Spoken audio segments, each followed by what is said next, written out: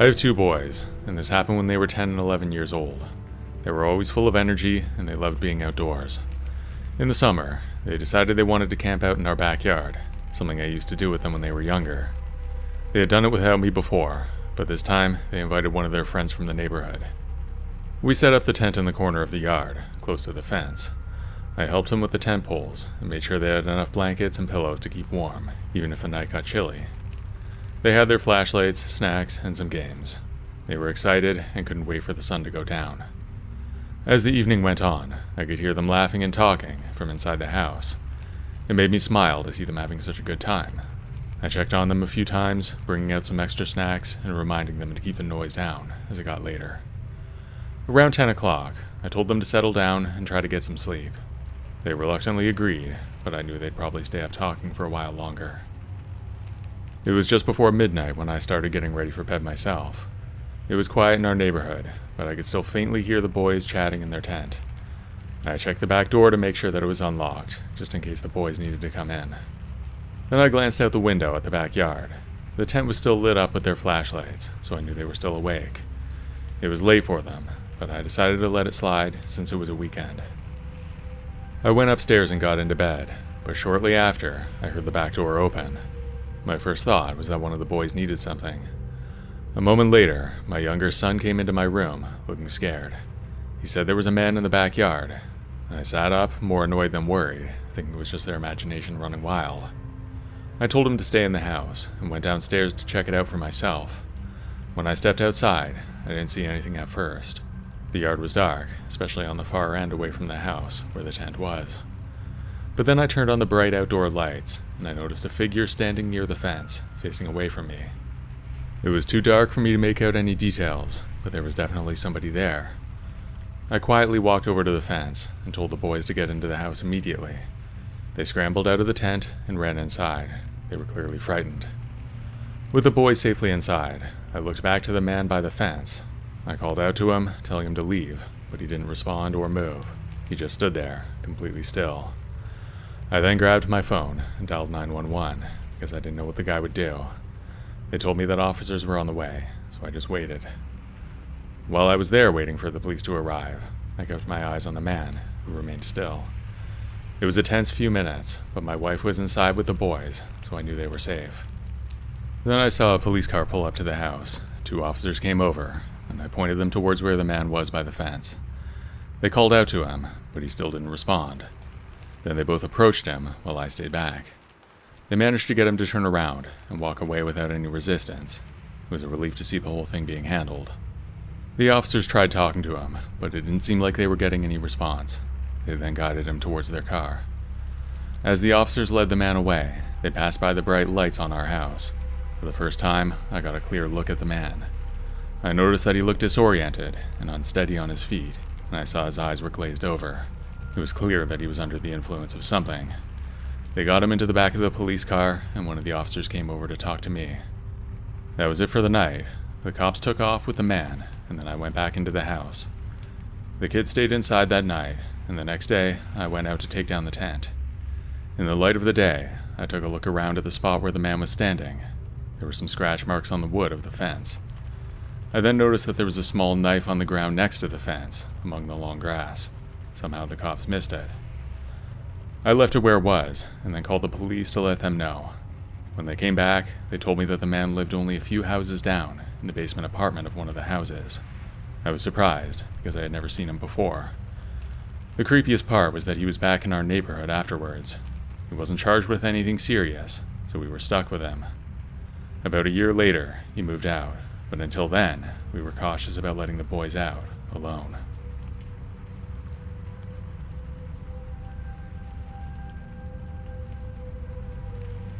I grew up in a normal suburban neighborhood, with my parents and my little sister. We had a house in a newer subdivision that was on a corner lot. There wasn't a lot of space there, so we didn't have much of a yard, but all the houses had a 2-car garage. Since my parents only had 1 car, that's where I kept my bike and other toys. We had some friendly neighbors, and the kids in the area often played together. My sister Emily and I spent a lot of time riding our bikes around the block. We would also play in the park and visit friends. We were only 1 year apart, and even though we argued sometimes, we hung out together too. I think I was 14 when this happened, and she was 13. We knew almost everyone on our block by name, especially the ones who had kids our age. Because of that, it felt like a safe place to grow up. There was one exception, though. There was a guy who lived a few houses down from us, and he was pretty creepy. His name was Jimmy, and he was a single guy in his 40s who lived alone. There were a few incidents prior to this that made me think he was creepy. One night, me and my sister were home alone. We saw him in front of our house pacing back and forth on the street. One time when I looked out, I saw him looking into our window. I closed the curtains and tried to ignore it. When my parents got home, I told them. They told us to avoid him as much as possible. Another time, I was wandering around the neighborhood on a Saturday night with some of my friends. We were hanging out in a park near the woods. There was a swing set and a jungle gym there, but we would just hang out there after dark. It was about 10 at night when we saw a man approaching us from the distance. We didn't know at the time, but it was Jimmy. When he got close, we took off because we thought it was some adult coming to get us in trouble. We ducked into the woods to get away, but he followed. One of my friends was kind of slow, so he eventually got really close to us. That was when we saw that it was Jimmy. We eventually got back up to the street and lost him. We went to one of my friend's houses and stayed there for a while. I know it sounds like it could be nothing, but in context, that experience will seem a lot creepier. Around that time, one of my neighbors reported a robbery. We didn't know those people well, because they were an old couple who kept to themselves. Everyone at school was told about it, and we had to be careful. As I heard it, the couple heard a noise in the middle of the night. When they went to check on it, they heard somebody running away and out the front door. When they checked the house, there was no sign of forced entry, so they didn't know how he got in. Later that week, I went to the garage to get my bike to meet up with my friends, but when I got there, he was gone. At first, I thought maybe my dad moved it, but after searching the entire garage, it still wasn't there. Then I asked my parents, but they didn't know what could have happened. It was clear that my bike had been stolen, and I thought it was another break-in, but my parents didn't believe it. They thought I must have left it somewhere and forgot, but I knew that wasn't true. As the days went by, we heard more stories from our neighbors. There were also some packages that went missing from porches around that time. It became clear that there was somebody who was stealing from everyone. My friends and I started talking about it at school, and we all thought it was Jimmy. Every time I passed his house, I felt a chill run down my spine. A few weeks went by, and the break-ins were still happening, but were growing more anxious. One evening, when I was riding my friend's bike around the block, I noticed that Jimmy's garage door was slightly open. I slowed down and glanced inside, trying to see if anything looked suspicious. I saw various items piled up, but it was hard to make out what it was from the street. I circled around, passed again on the closer side of the street. Just as I was passing, the large sliding door was about halfway closed. It was a mess in there, but I thought I saw my bike for a split second. That was when I became convinced that he was the one behind the whole thing. The next day, I talked to my friend Alex about what I saw. He agreed that the guy was creepy and odd, but didn't really want to get involved. I wouldn't let it go though, and eventually he agreed to help me. We came up with a plan to sneak into the garage and settle it once and for all. It was risky, but it felt like the only way to get any real answers. The cops weren't doing anything anyway. That night, after my parents went to bed, I slipped out of the house and met Alex on the corner. Then we made our way to Jimmy's house. The street was mostly dark, but we found our way there anyway. When we reached his garage, we walked around to the side, where there was a small window.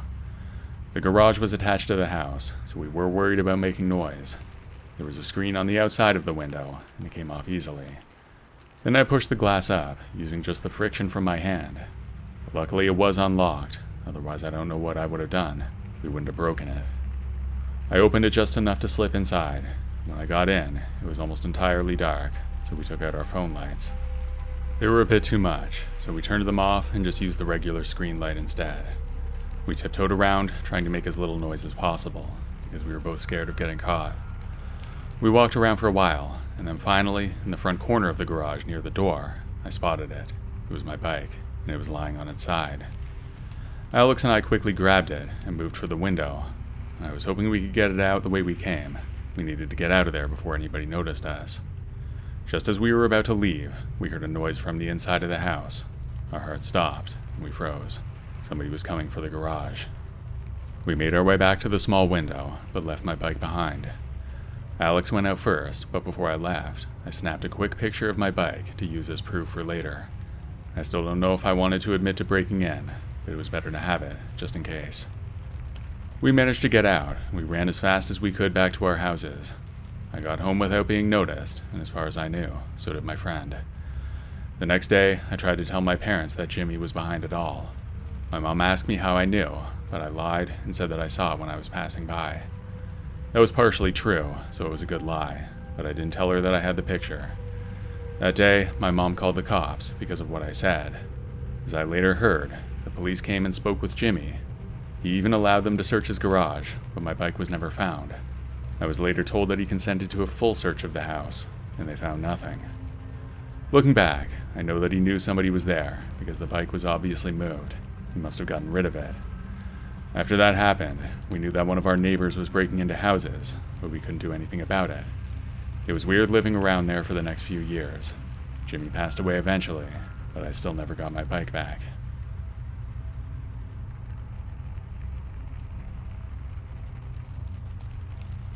This story takes place about 10 years ago, when I was still living with my parents. I'm 25 now, so I guess I was 15. We lived in a fairly poor neighborhood that was on a busy street in our town. It wasn't the safest place, and my parents never let me stay out after dark when I was younger. Since I was getting older, though, the rules were a little more relaxed, but I still knew to be careful at night. Our street was lined with rundown old houses, ours being one of them, and everyone knew that one of them was a drug house.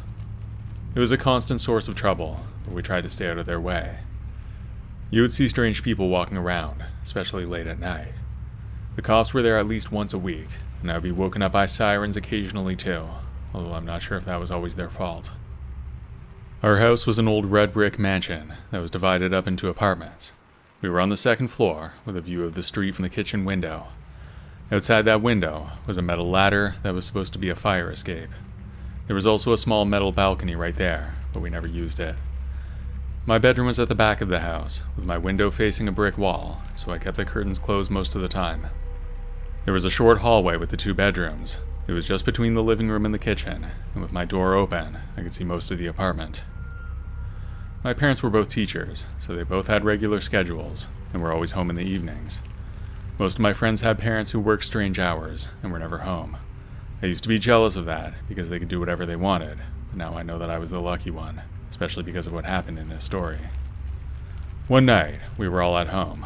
My parents were watching TV in the living room, and I was in my bedroom doing homework. It was quiet except for the muffled sound of the TV from the other room. Suddenly, I heard a noise, and it sounded like glass breaking.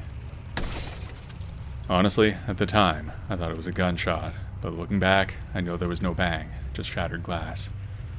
I got up and went to my bedroom door to check what it was. As soon as it opened, I saw my dad from behind. He was standing in the kitchen. I was pretty sure that was where the noise came from. Somebody had definitely broken the window. I knew that right away.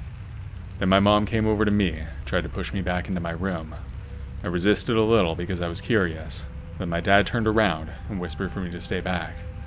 I moved a little into my room, but kept the door cracked so I could see. As I was standing there, a man stumbled into my view. He looked frantic and disheveled, clearly one of the people from the drug house. I even recognized him, because he'd been around before. My heart pounded as I watched him from the doorway, and I was trying to stay hidden. I knew we were in danger, and I didn't know what he would do next. My dad stepped forward and said, "What do you want?" I could tell that he was trying to stay calm. The man was shaking and glanced around the kitchen. He was mumbling incoherently, but what really worried me was that he sounded scared. Imagine that. Some guy breaks into your house, and then he's the one who's scared. My mom edged closer to me with a phone in her hand. I didn't see her do it, but I know now that she had already called the police, and I heard my dad ask him calmly again to leave. The man didn't seem to hear him. He was breathing heavily, clearly desperate. He took a few steps towards us, and I felt a surge of fear. My dad raised his hands, trying to placate him. "You need to go," he said firmly. "We don't want any trouble." For a moment, the man just stood there, looking like he might argue, but then he stopped. He looked at the kitchen window where he came from, and back at us, and he finally mumbled, "I'm leaving." He backed away slowly, and we stayed still until he was out the window. My dad quickly closed the curtains behind him, I guess just to hide the mess from me. There was glass all over the floor, and I could see my dad trying to avoid stepping in it. When the police got there, they talked to my dad for a while. I was in my room by that time, so I didn't hear most of it. I'm sure my dad knew the guy as well, so he must have told them exactly where he was. When the cops left, I was sure they would just go over there and pick him up, since they knew where he lived. I went to bed that night feeling uncomfortable. The noise from the street was loud because of the broken window.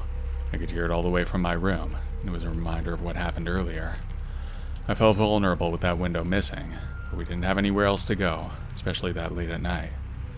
I don't remember when I fell asleep, but in the middle of the night, I was jolted awake when both my parents rushed into my bedroom. My mom came to me, but my dad stayed in front of the door blocking it. I knew right away that somebody had broken in again, probably through that same window. We could hear somebody stomping around through the living room and the kitchen, but he never tried to come into my room. We waited for a few minutes before it sounded like he was gone. My mom had already called the cops again, and they were back in no time. Later that night, I found out that some of our stuff was stolen.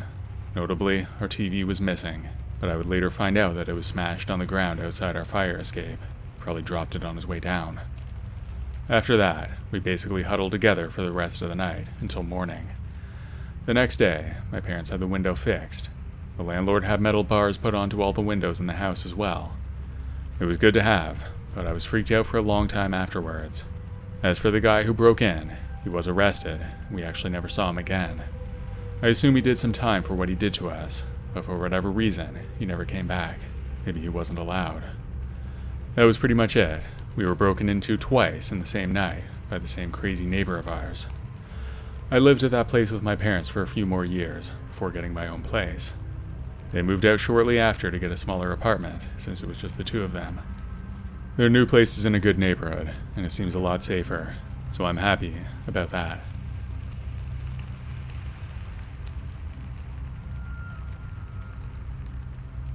This story dates back to the late 90s, when I was 17 years old. I lived in a townhouse with my parents and my younger brother Jack, who was 12. We lived in a mid-sized city of about 100,000 people, and our house was close to the downtown core. That being said, it was far from a busy place, and it was not that hard to get out into the woods, which is where me and my friends would hang out and smoke. A few of my good friends lived close by. One of them was on the same street as me. His name was Julian, and I had known him for about 3 years at the time. He was one of the more popular guys at school, but he hung out with me anyway, even though I was kind of a nerd. There was also Marco, who was more like me. He lived a few blocks down, but it was still less than a 10-minute walk. One night, my parents were away, and the guys were over. My brother Jack was in the living room watching TV, and the rest of us were sitting at the kitchen table, talking about what to do. That was when somebody knocked on the front door.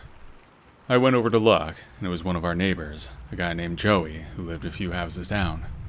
We didn't know him well, because he was a lot older, probably in his late 30s or early 40s. I looked over to Jack and saw him start to get up. Then I got up from the table and told him to sit back down. I was worried he was going to answer the door, something that we weren't supposed to do when our parents weren't home. Then I went to the door to make sure it was locked. It was, so I went back to the table where my friends were. When my mom got home, I told her that Joey came to the door. I was wondering if she knew why he would do that, but my mom had no idea. We had basically no connection to him, and since we were home alone, it was a little bit creepy. However, knocking on your neighbor's door is not the crime of the century, and there are a million good reasons why that might happen, but this was just the start. About a week later on the weekend, I was hanging out in the woods with some of my friends, and I saw my brother off in the distance through the trees. He would play in the woods sometimes too. He wasn't alone though. I could see that he was talking to Joey, that neighbor of ours. It was weird that an older guy like that would be talking to a 12-year-old, so I was definitely keeping an eye on them. We were far enough away though, that I couldn't hear anything, and they might not have even noticed us. After a while, my brother Jack turned to walk away, towards where me and my friends were. Then I saw Joey reach out and grab his arm. That triggered me right away. I ran towards them to help my brother. But before I got there, Jack got free. Maybe Joey let him go when he saw that I was there. When I got to my brother, Joey was already gone in the other direction. I asked Jack what happened, and he told me that he was just walking through the woods when Joey started talking to him. Jack wasn't interested, so he tried walking away. He had no idea what the guy's problem was, but the whole thing had gotten serious. We told our parents right away, and they called the cops. The police talked to Joey, but his side of the story was completely different. In the end, he was let off with a warning and told to stay away from Jack and me. I found that unsatisfying because there were plenty of witnesses to what happened. Over the next few weeks, we would see Joey around the neighborhood, and on a few evenings, I saw him creeping around outside our house at night. It was starting to feel like we had a stalker, but we didn't know what to do because he wasn't doing anything that even came close to the incident in the woods. This went on for a while, and one day, I even thought he was following me home from school. There was enough distance between us, though, that it was not obvious. Our parents were out again a few months later. I might have been 18 by then, just to be clear. For most of the night, my friends were over, and we were all hanging out in the living room watching TV. Jack was sitting on the floor in front of the couch. He must have been feeling pretty cool being there with me and the guys while our parents were away. Not much happened, though. My friends went home at around midnight. Jack and I stayed up for another half hour watching TV, and then we went to bed. By then, the whole thing with Joey had kind of calmed down.